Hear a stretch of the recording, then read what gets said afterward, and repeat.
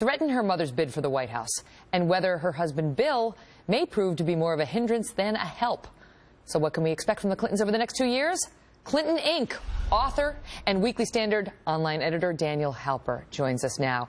So Daniel, your book is getting praise from even places like the Daily Beast, which says, unlike scandalmonger Ed Klein's fantastical #1 best-selling narrative, so you can see they didn't like that one, Halper's study is juicy and gossipy yet scrupulously researched, drawing on numerous on-the-record conversations with prominent Dems and Clinton insiders. They think it is meticulously researched, and you go on to conclude essentially that Bill Clinton is not a good person.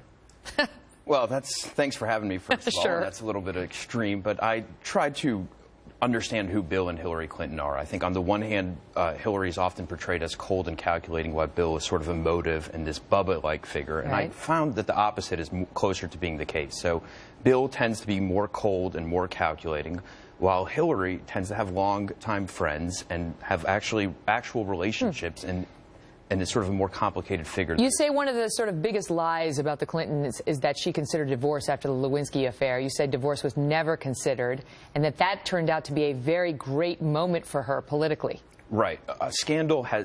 This book is about how the Clintons arose from scandal and impeachment to where they are today, getting ready for the 2016 election. So Hillary Clinton is embarrassed on the national stage, and she is essentially then says, okay, screw it. I'm going to go and take care of my own career, and I'm going to run for Senate. And she does so. She's liberated. And you read about Chuck Schumer didn't like her in New York at all. Chuck Schumer worked against her, actually. And the Kennedys didn't like her? The Kennedys didn't like her, and Chuck Schumer worked against her in the 2000 election and spoke to his opponent, her Republican opponent, and gave him tips, private information that could only benefit him in the campaign against. So all those people are on the Clintons' you-know-what list because they got on her bad side and she got on theirs. But let me ask you this, because one of the most interesting things in here is that you write about the supposed deal that the Clintons struck with Barack Obama. Tell us. Right. So both President Obama and President Clinton and Hillary Clinton realize that they have mutual beneficial relationship. They realize that each one can help the other one. Interestingly enough, it's changed drastically. In 2008, for instance, John McCain told me that he was on the sly talking to Bill Clinton. He was getting advice on his campaign from Bill Clinton, essentially.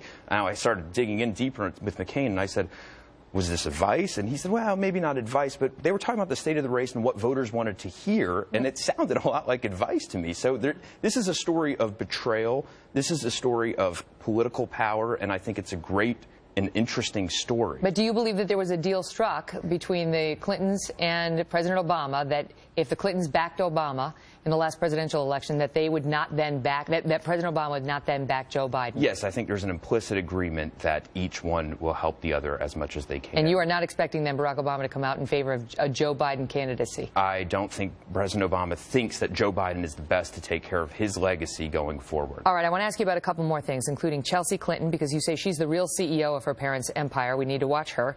And you talk about your interviews with the Clinton mistresses, and there was breaking news on one of those ladies moments ago. Stand by.